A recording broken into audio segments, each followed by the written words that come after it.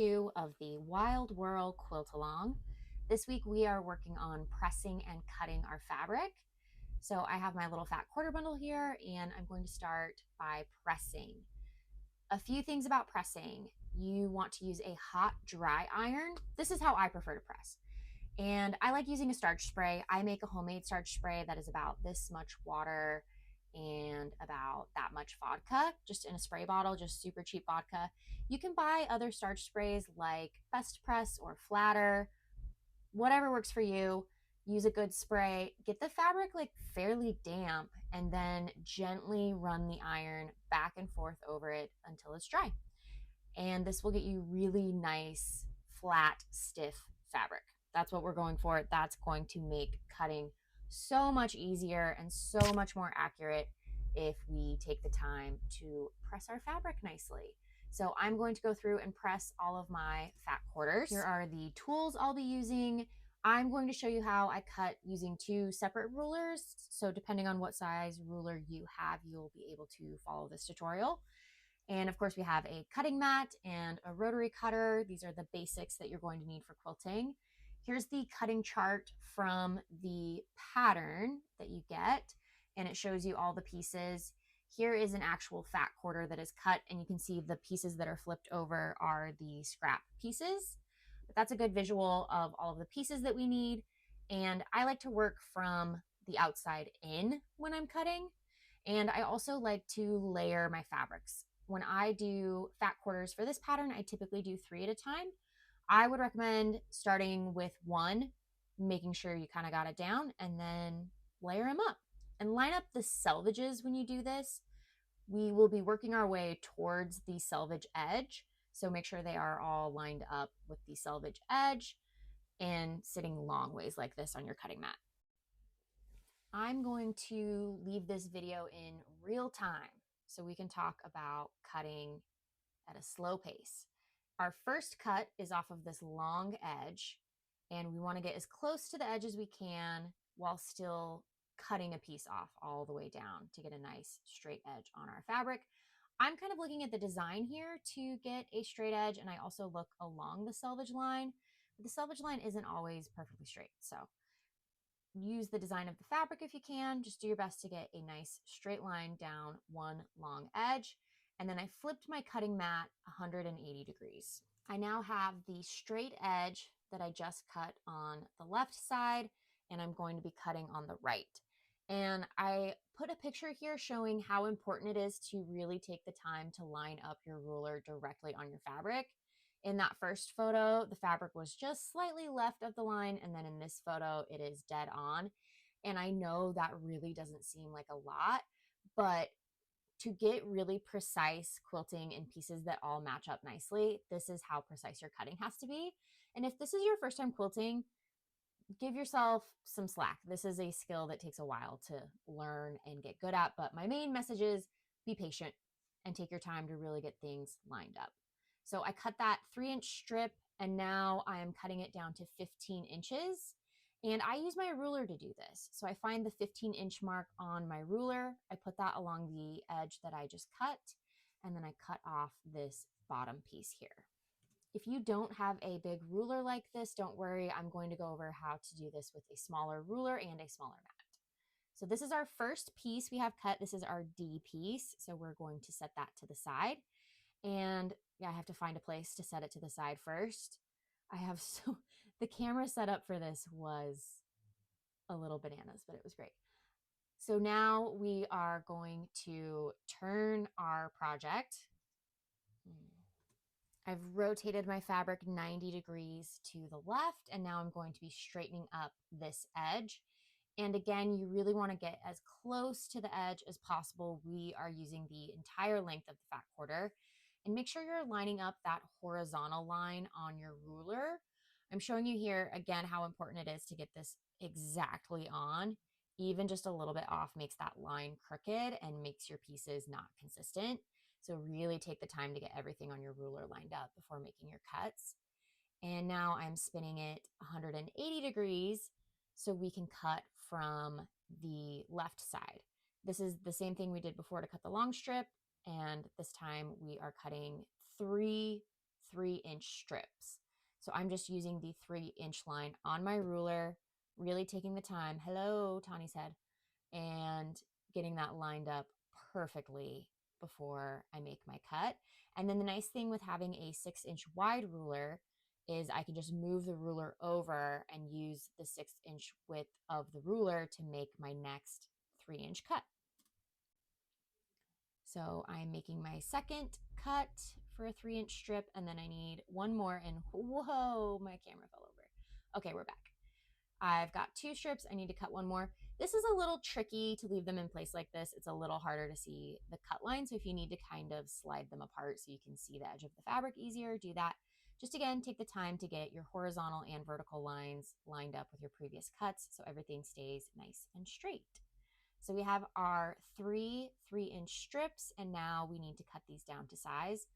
I'm a big fan of just spinning the cutting mat. Then I don't risk disrupting things as I try to move it to make it easier to get my cuts in.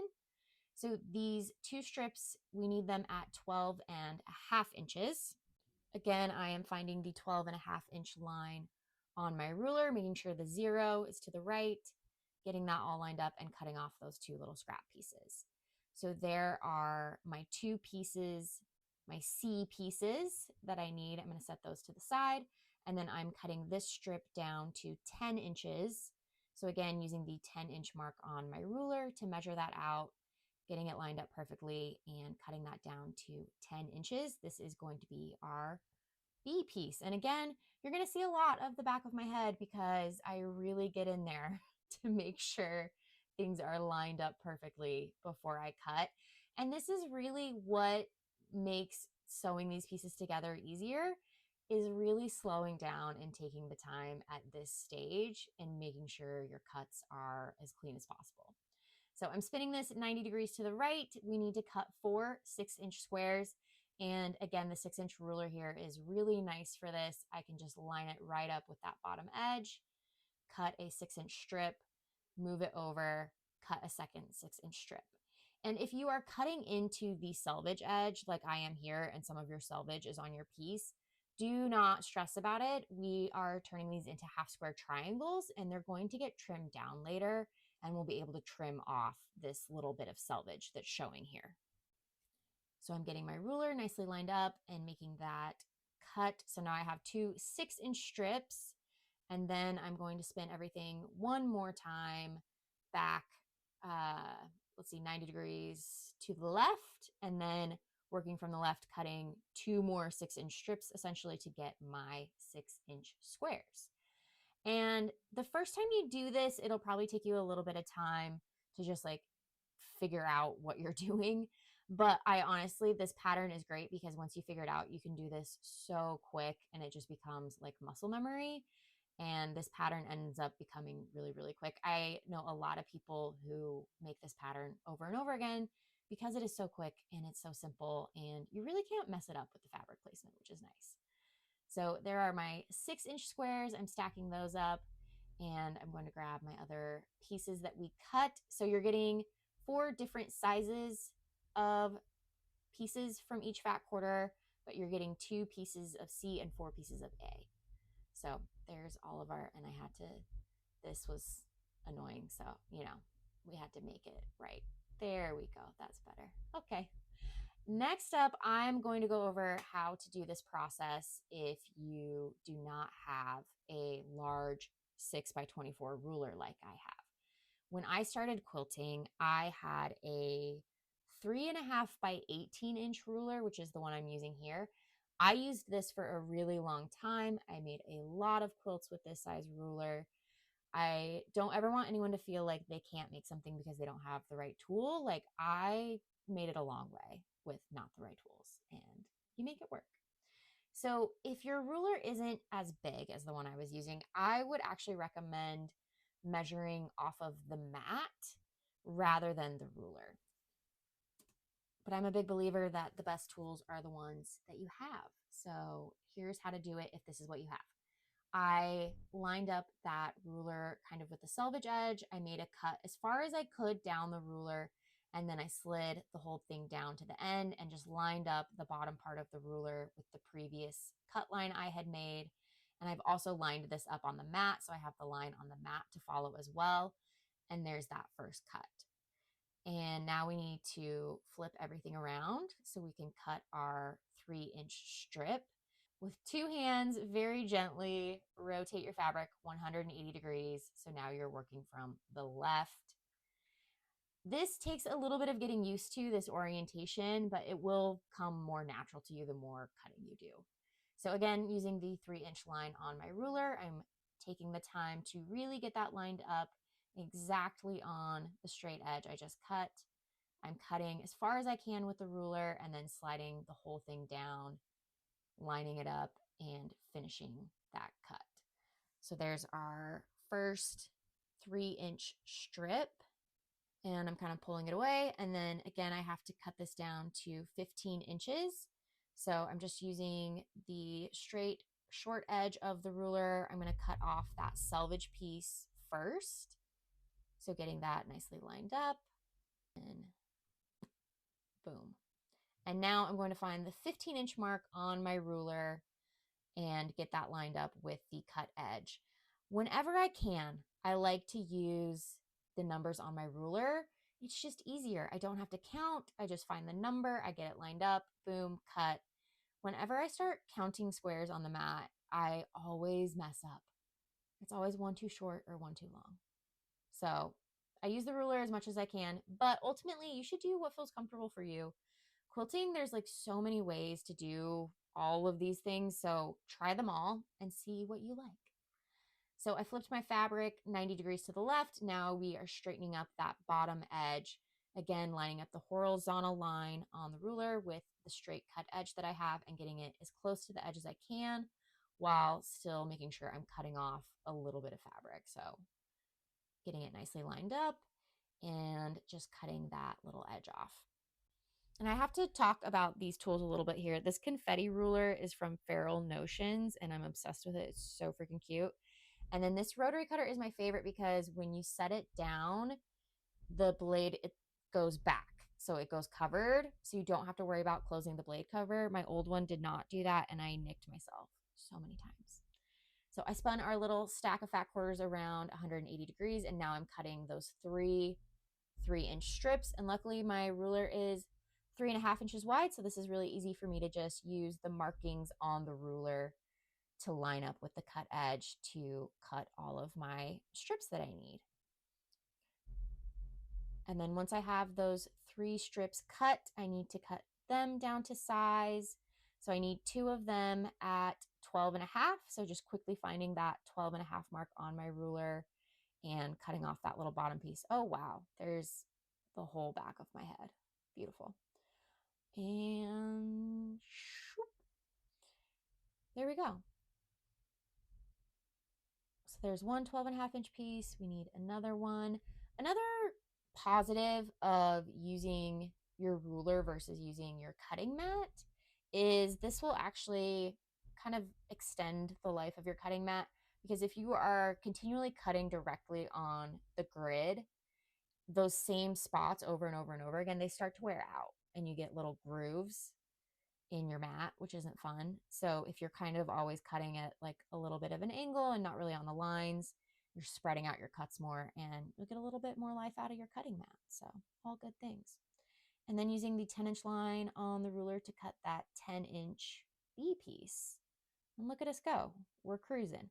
All right, now we need the 2 6-inch pieces for our 6-inch squares.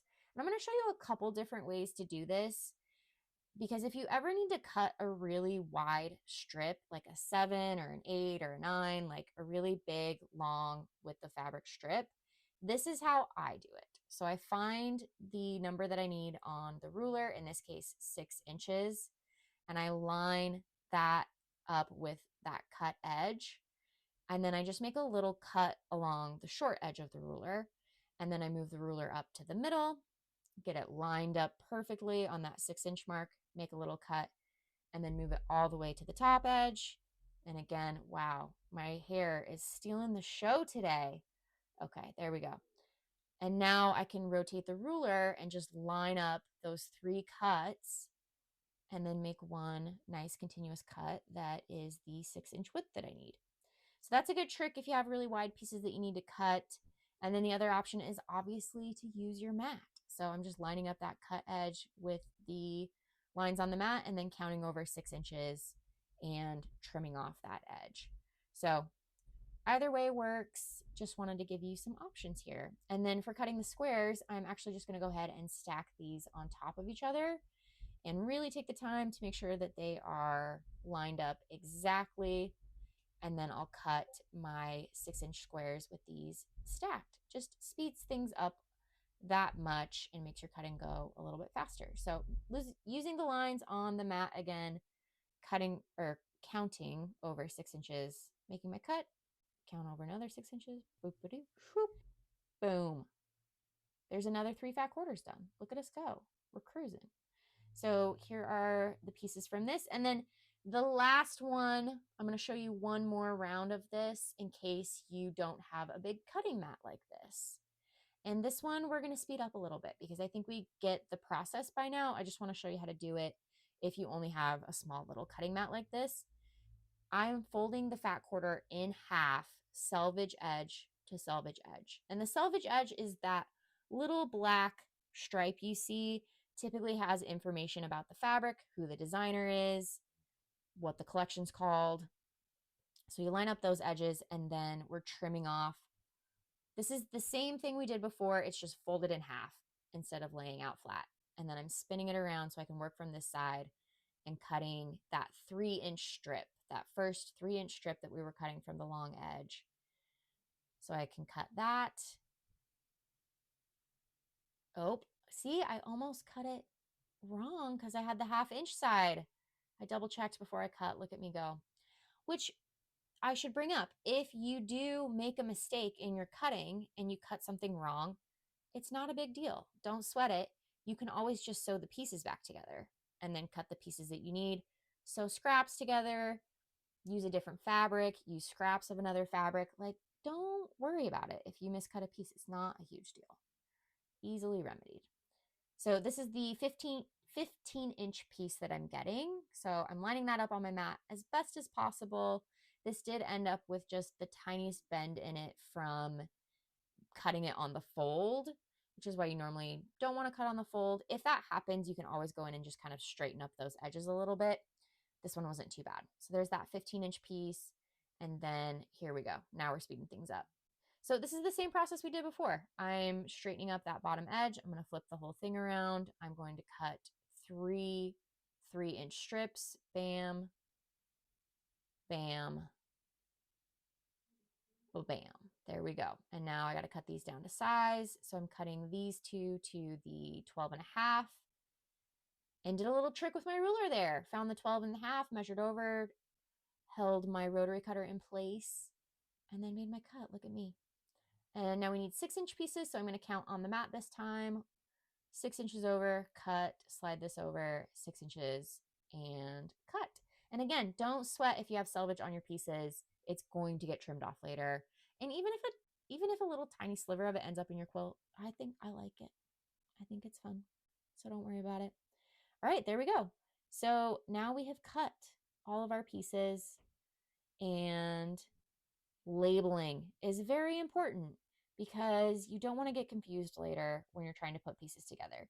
There aren't a lot of pieces for this quilt pattern, but I would say in general, it's just a good habit to have when you are quilting to label your pieces, especially as you start working with more complicated patterns. It just makes the piecing process go a lot easier if you know what's what and you're not having to stop to like measure pieces and make sure you're using the right one. I'm using these little wonder clips. I love these. They're so cute and fun, and clipping all of my pieces together. And there we go. We did our cutting. Good job, everybody. Oh, and then I threw this in here. This is me just cutting without like trying to go slow so I can explain things. This is me just like on autopilot. This took me 4 minutes. It took me 4 minutes to cut one of these. And then if you layer them 3 at a time, I mean, the cutting goes pretty fast once you kind of get the pattern down.